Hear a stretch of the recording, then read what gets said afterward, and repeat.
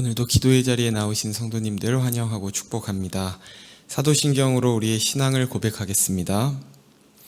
전능하사 천지를 만드신 하나님 아버지를 내가 믿사오며 그 외아들 우리 주 예수 그리스도를 믿사오니 이는 성령으로 잉태하사 동정녀 마리아에게 나시고 본디오 빌라도에게 고난을 받으사 십자가에 못 박혀 죽으시고 장사한 지 사흘 만에 죽은 자 가운데서 다시 살아나시며 하늘에 오르사 전능하신 하나님 우편에 앉아 계시다가 저리로서 산 자와 죽은 자를 심판하러 오시리라. 성령을 믿사오며 거룩한 공회와 성도가 서로 교통하는 것과 죄를 사하여 주시는 것과 몸이 다시 사는 것과 영원히 사는 것을 믿사옵나이다. 아멘. 찬송가 449장 찬송하시겠습니다.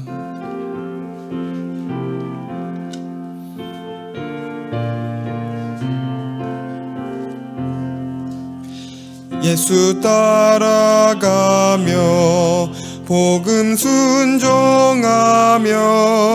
우리 행할 길 완하겠네.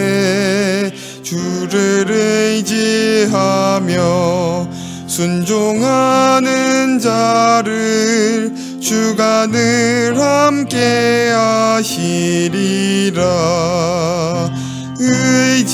의지하고 순종하는 길은 예수 안에 즐겁고 복된 길이로다.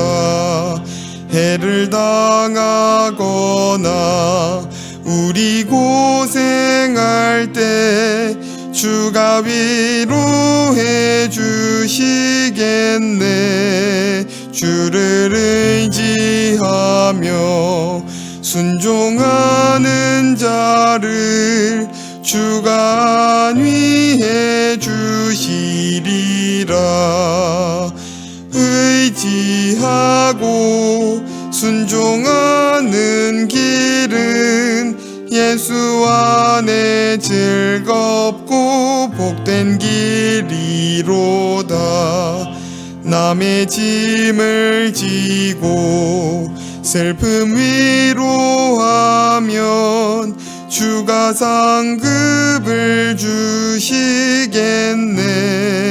주를 의지하며 순종하는 자를 항상 복 내려주시리라.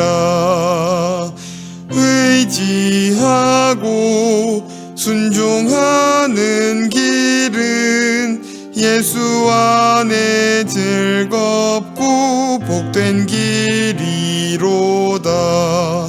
우리 받은 것을 주께 다 드리면 우리 기쁨이 넘치겠네. 주를 의지하며 순종하는 자를 은혜 풍성케 하시리라. 의지하고 순종하는 길은 예수 안에 즐겁고 복된 길이로다. 주를 힘입어서 말씀 잘 배우고 주를 모시고 살아가세. 주를 의지하며 항상 순종하면 주가 사랑해 주시리라.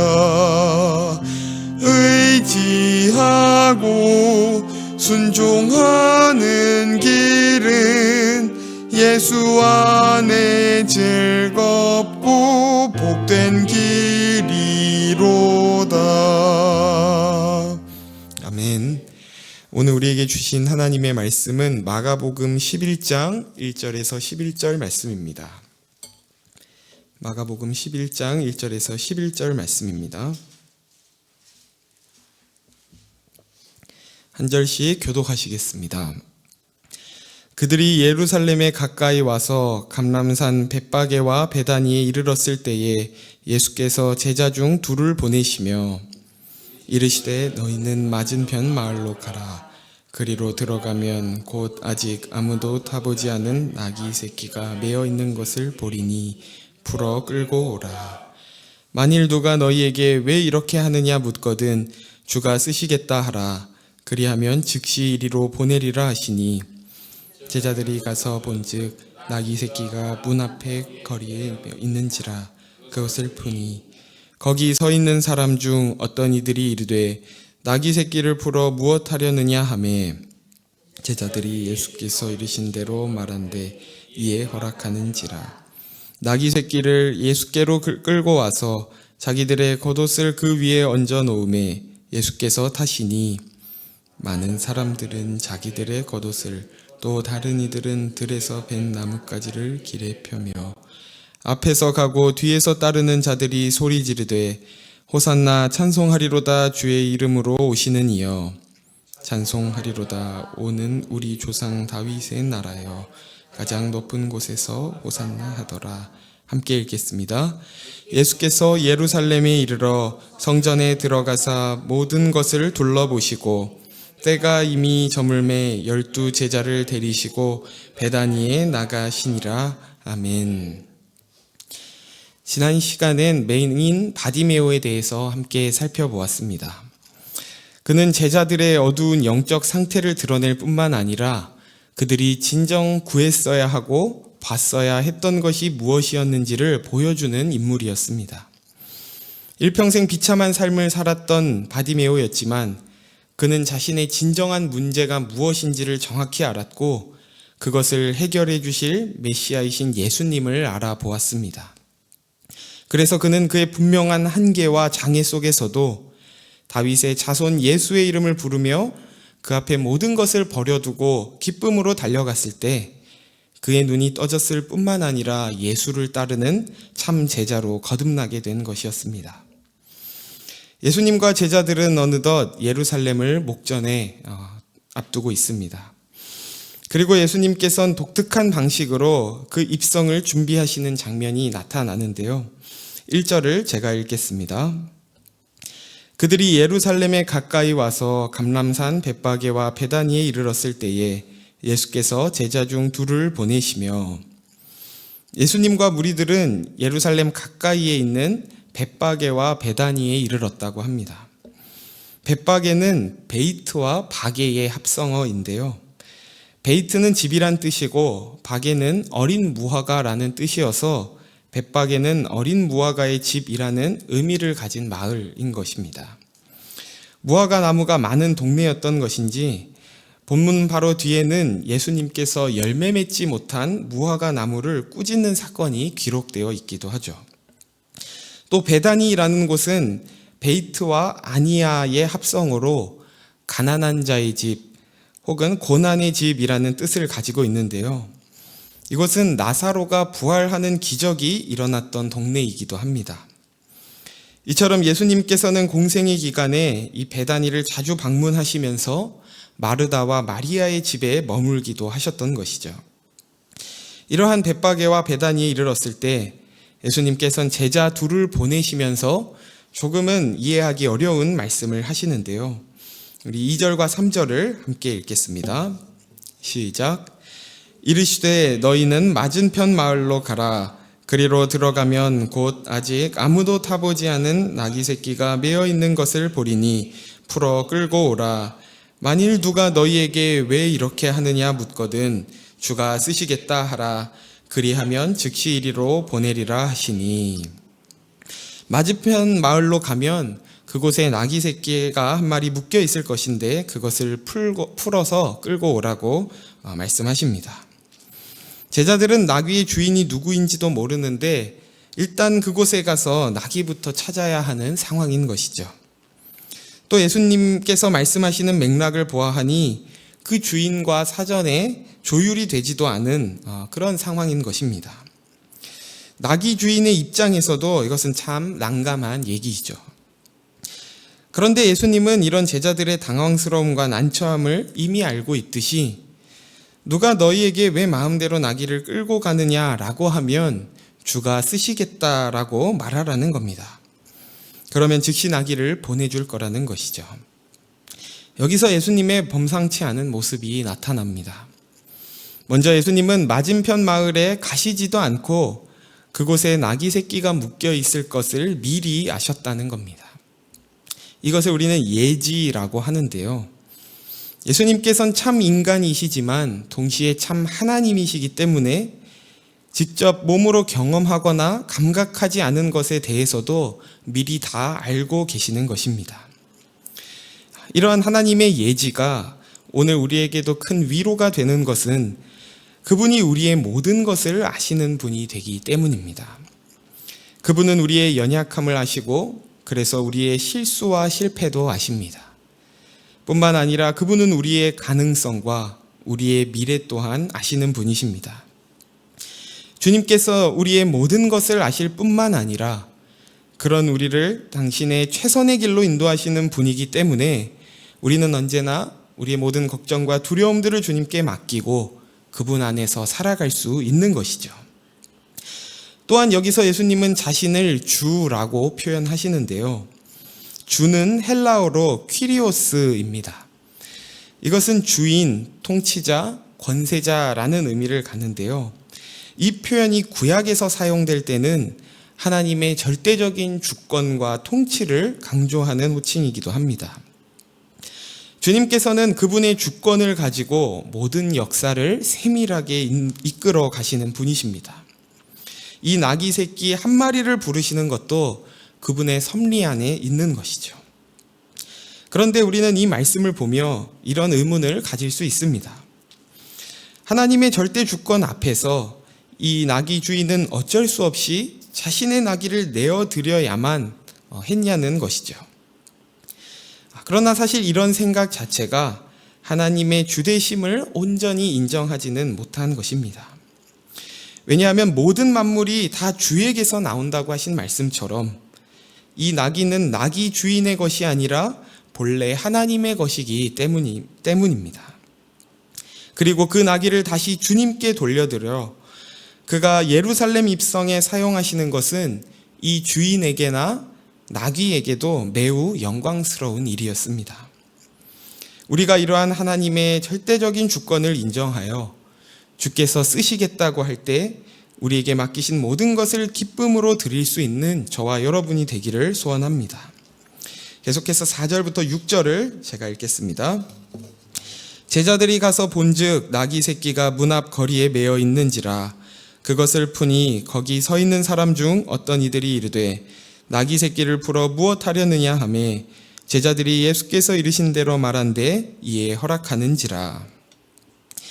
제자들이 예수님의 말씀에 순종하여 그 몸을 옮기자 예수님께서 말씀하신 그대로 톱니바퀴가 맞아 들어가듯이 모든 일이 진행되는 것을 경험하게 됩니다. 우리는 한치 앞을 예상하지 못하여 염려하고 두려워하지만 사실 모든 역사는 하나님의 계획 안에서 치밀하게 진행되어 가고 있는 것이죠. 그리고 이것은 순종하는 자만이 누릴 수 있는 은혜요, 복인 것입니다. 순종은 그저 우리가 복을 얻어내기 위해 하나님께 제시하는 조건이나 수단이 아니라 순종하는 만큼 하나님의 일하심을 경험하게 되기 때문에 그것 자체로 우리에게 영광이고 복이 되는 것이죠. 그래서 제자들은 놀라움과 기쁨을 가지고 예수님께로 다시 돌아왔을 것입니다. 그리고 왕이신 예수님은 이제 그 나귀 새끼를 타고 예루살렘으로 입성하시는데요. 우리 7절과 8절을 함께 읽겠습니다. 시작. 나귀 새끼를 예수께로 끌고 와서 자기들의 겉옷을 그 위에 얹어 놓음에 예수께서 타시니 많은 사람들은 자기들의 겉옷을 또 다른 이들은 들에서 벤 나뭇가지를 길에 펴며 예수님께서 나귀 새끼를 타고 입성하십니다. 그런데 왜 하필 나귀 새끼였을까요? 예수님은 자신의 즉흥적인 판단이나 본인의 취향을 따라 선택한 것이 아니었습니다. 이러한 모습은 520년 전 스가랴 선지자가 후에 메시아께서 왕으로 오실 때에 예언했던 것과 같은 모습이었는데요. 스가랴 9장 9절을 제가 읽겠습니다. 시온에 따라 크게 기뻐할지어다. 예루살렘에 따라 즐거이 부를지어다. 보라, 내 왕이 내게 임하시나니 그는 공의로우시며 구원을 베푸시며 겸손하여서 나귀를 타시나니 나귀의 작은 것 곧 나귀 새끼니라. 우리가 이 예언의 말씀을 정확히 이해하기 위해서는 두 가지 유대적 개념을 알고 이 본문을 읽어야 하는데요. 유대 문화에서 나귀가 가지는 상징적인 의미가 있었습니다. 먼저 나귀는 고대 근동에서 짐을 나르는 동물로 섬김과 봉사 그리고 겸손을 상징했습니다. 그래서 스가랴 선지자가 겸손하여서 나귀를 타시나니 라고 했던 것은 이런 유대적 사고에 기반했던 것이죠. 동시에 나귀는 평화의 상징이기도 했습니다. 유대인들은 나라를 뺏기고 또 빼앗기기도 하면서 많은 전쟁을 치러왔습니다. 이들이 전쟁을 치르는 방식으로 적지에 먼저 왕이 방문하는 경우가 있었는데요. 그럴 때 두 가지 종류의 짐승을 타고 갔습니다. 먼저 내가 너희 민족과 전쟁을 하겠다는 의지를 드러낼 때는 반드시 키가 큰 종말을 타고 갔지만 나는 당신들과 일절 전쟁할 의사가 없고 화친을 맺고 싶다는 마음으로 갈 때는 나귀를 타고 가도록 되어 있었던 겁니다. 이것이 유대인들의 역사 속에 오랫동안 내려오던 전통이었던 것이죠. 이러한 배경 속에서 예수님이 나귀를 타고 예루살렘에 입성하시는 것이 유대인들의 눈에는 어떻게 보였을까요? 그들의 기대와는 분명히 다른 그림이었을 것입니다. 메시아이신 예수께서 예루살렘에 들어가시면 로마와의 전쟁을 통해 그들을 무찌르고 세속 권력을 얻게 될 것이라 생각했지만 예수님의 목적은 이전의 제자들에게 말씀하셨던 것처럼 힘으로의 정복이 아니라 죽음으로의 평화를 이루시는 것이었습니다. 그리고 그분은 화려한 왕의 모습이 아닌 이미 구약에 예언된 그 말씀을 성취하시는 분으로 겸손히 예루살렘에 입성하신 것입니다. 오늘 말씀의 제목이 승리의 입성인데요. 성도님들께서 이해하고 계시는 승리란 무엇인가요? 우리에게 승리란 언제나 능력과 힘으로의 정복일 것입니다. 그래서 우리는 늘 상대보다 우위를 점하기 위해 전력을 다하는 것이죠. 그러나 예수님께서 보이신 승리란 보잘것없어 보이는 나귀 새끼를 타시고 무기력하게 십자가에서 죽으심으로 적의 항복을 받아내는 역설적인 승리였습니다. 이처럼 저와 여러분이 우리의 힘을 빼고 우리가 질 때에 오히려 하나님께서 이루시는 승리를 맛보시기를 축복합니다. 이어지는 9절과 10절에서 사람들은 예루살렘에 입성하시는 예수님을 보며 열렬히 환호하는데요. 제가 9절과 10절을 읽겠습니다. 앞에서 가고 뒤에서 따르는 자들이 소리 지르되 호산나 찬송하리로다 주의 이름으로 오시는 이여 찬송하리로다 오는 우리 조상 다윗의 나라여 가장 높은 곳에서 호산나 하더라. 호산나 우리를 구원하소서라고 찬송하며 예수의 승리의 입성에 환호합니다. 그러나 이들의 이런 환호는 얼마 지나지 않아 조롱과 멸시로 변하게 됩니다. 왜냐하면 그들이 우리를 구원하소서라고 했던 그 구원은 예수님께서 베풀고자 하시는 구원과는 다른 구원이었기 때문입니다. 이들이 원했던 구원은 정치적이고 군사적이고 경제적인 구원이었다는 것입니다. 그러나 예수님께서 이 땅에 베풀고자 하는 구원은 근본적인 죄로부터의 구원이었고 그 구원은 죽음을 통해서만 이룰 수 있는 것이었습니다. 이 간극으로 인해서 군중들의 기대가 무너지자 예수를 향한 환호에서 예수를 십자가에 못 박으라는 외침으로 변하게 되는 것이죠. 예수님은 이런 군중들의 환호에 동요하지 않으셨습니다. 그리고 그의 갈 길을 가시는 것이 마지막 11절에 나타나 있는데요. 우리 11절을 함께 읽겠습니다. 시작. 예수께서 예루살렘에 이르러 성전에 들어가사 모든 것을 둘러보시고 때가 이미 저물매 12 제자를 데리시고 베다니에 나가시니라. 성전에 들어가신 예수님은 사람들의 환호와 기대에 부응하여 즉각적인 액션을 취하지 않으십니다. 그는 천천히 모든 것을 둘러보시고 아직 때가 아니라고 판단하시자 다시 베다니로 가시는 겁니다. 그는 주변의 소리에 의해서가 아니라 철저히 자신의 때에 따라 묵묵히 움직이시는 것을 보게 되는 것이죠. 저와 여러분도 십자가의 길을 향해 하루하루 걸어갈 때에 우리 주변의 반응에 일희일비하지 않기를 소원합니다. 때로는 우리의 모습이 저들의 기대와 맞아서 박수를 받을 수도 있고, 때로는 저들의 기대와 달라서 우리를 조롱하고 위협할 수도 있습니다. 그러나 그들의 이런 변화무쌍한 반응은 그저 그들의 소원을 투영한 것일 뿐입니다. 우리의 목적은 분명합니다. 그것은 예수이고 십자가입니다.